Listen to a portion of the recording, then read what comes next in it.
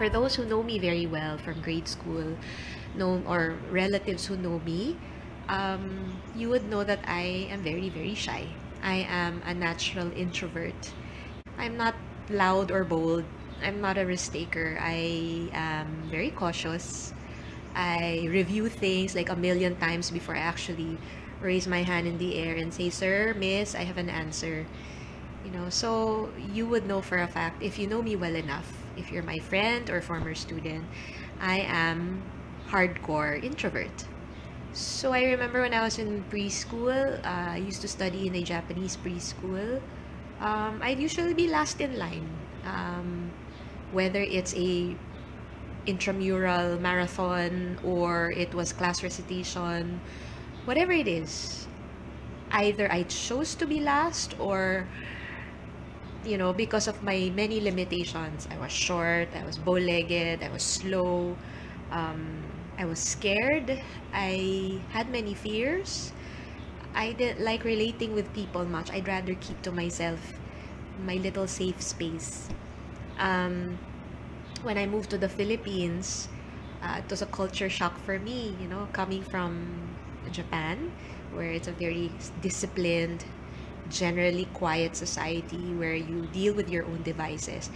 You come to the Philippines, it's a whole different culture where everybody here relies on each other. It's a very loud, jovial kind of culture. And I'm really not used to that. I wasn't used to that. I was so used to just having my notebook or my book, and you can leave me in one corner and I'll be fine. Just don't bother me. And so class recitations, gosh, grade school, high school, class recitations, extemporaneous speeches, plays, all these things, they were horrific for me. Um, I didn't like being in the limelight. I didn't like to be center of attention. If possible, if I could just fade away in the background, that would be great. Um, but you know what? God sometimes leads you to a place where He actually highlights your weakness for something good. And speaking is one of them. Um, I am not a natural speaker. When I look at some of the great speakers of our time, they're very confident, they're very brave, they have so much knowledge, so much experience to impart. They move people. They not only make people think, but they make people feel. And I wasn't like that when I was young. None of those things would have described me. My confidence was as small as a peanut. I would cry easily. And I remember before a play or before any, public performance, I would go to the bathroom. I'd either cry or vomit or have stomach aches, right? Basta, speaking was not my thing. And when I graduated from college, I really didn't know, for those high schoolers, college students who are discerning where God is leading them, I really didn't know what I wanted to do with my life. I just knew that I wanted to do something good. In my own small little ways, I wanted to do something good. And long story, no, but this is a story that I usually share in retreats. But long story short, God led me to education. And gosh, education, the field of education really calls for so much from you. Confidence, breadth of knowledge, humor, flexibility, openness, empathy, all these skills come to play, right? God in His infinite wisdom, He can sometimes use your biggest weakness, not against you, but to form you, to stretch you, and to actually use it for His kingdom. And guess what? He actually used this. And more than the voice, He also used this. He used these abilities for what I am doing today. So, my reflection on speaking, actually, ang dami kong gustong sabihin tungkol sa speaking, but I'll keep this one short and I'll share one point with you. If you want to become a good speaker, and I'm not just talking about, excuse me, I burped. It tastes like my ulam. Do we share too much information? if you want to become a good speaker, and I'm not just talking about public speaking, but speaking in general, like you're speaking to your friends, speaking to your family members, speaking to your students, constituents, your household help, whoever. First point I realized is you want to be a good speaker, you have to first be a good listener. As in, one thing I learned about speaking, if you want to be heard, you have to do the listening first. You have to do the you have to extend the compassion and empathy first. Because no one's gonna believe you, no one's gonna even listen to you if you claim you know everything. Because clearly we don't know everything, right? I mean, have you ever attended a seminar or listened to a lecturer who would just yak, yak, yak all day long about how brilliant he or she is, about how many achievements and medals he or she has earned? I mean, that's great. And quite frankly, I get intimidated and insecure when I hear from people like that. Kasi, wow, ang galing mo naman. Diba? Ang galing-galing mo naman. Nga lang, when I look back at some of my favorite mentors and people I consider great leaders, they were great. Yes, they were, bemedaled and they had many achievements. But what made me want to continue to seek their wisdom was not so much what they said, but how they made me feel.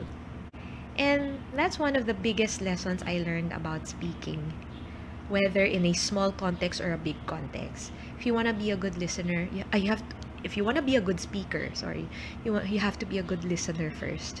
And listener is not just hearing sound and then, the message just pops out of the other ear, but listening is really, hearing the sound and at the same time, like really understanding, trying our best what this person is feeling and going through.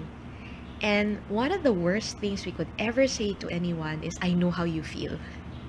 Because we don't. As guys, especially if it's in the context of a wake or a funeral, you comfort the bereaved family and you say, I know how you feel. No. No. We don't. We don't know how they feel exactly. But we can, I learned from my CEFAM classes, thanks to all my mentors and professors in the Center for Family Ministries. I learned that listening is really mirroring. When somebody shares a secret with you or shares a particular experience with you, the best thing we can do is, first of all, eye contact. The body language speaks volumes, sometimes more than our words. And when somebody gives us feedback about a particular thing, for us to mirror it back by saying, oh, so I sense that. I sense that you're upset right now. Or I feel like you want to say something, instead of, oh, I know how you feel. Or yeah, I experienced that. I went through that already. Or you know what? Do this. Step 1, 2, 3. No, I think even before you can utter anything, it's to listen to the pulse of the person in front of you, to listen to the pulse of the class or the community in front of you. And the first thing you would say is, I understand. More than I know how you feel, because we really will not be able to know how other people will exactly feel. In fact, it might even feel offensive to some when we claim we do know how they feel and we're claiming we're better than them. If you want to win the trust of the people who want to listen to you, you start by sharpening your listening skills, and it's not easy. It's not easy when the person in front of you wants to speak for 2 hours straight. It's difficult to listen when your opinions are different from theirs, right? But we can choose to respect them. We may not like that person, right? I mean, we cannot like every single person the exact same way, but we are invited by our good Lord to respect everyone the same way. He embraced the sinners, the prostitutes, the tax collectors, all different. You may choose not to like them, but Jesus embraced all of them and respected all of them equally. If you want to be a good speaker, then be a good listener first. And being a good listener Doesn't mean that while you're listening, you're already anticipating what advice you're gonna give.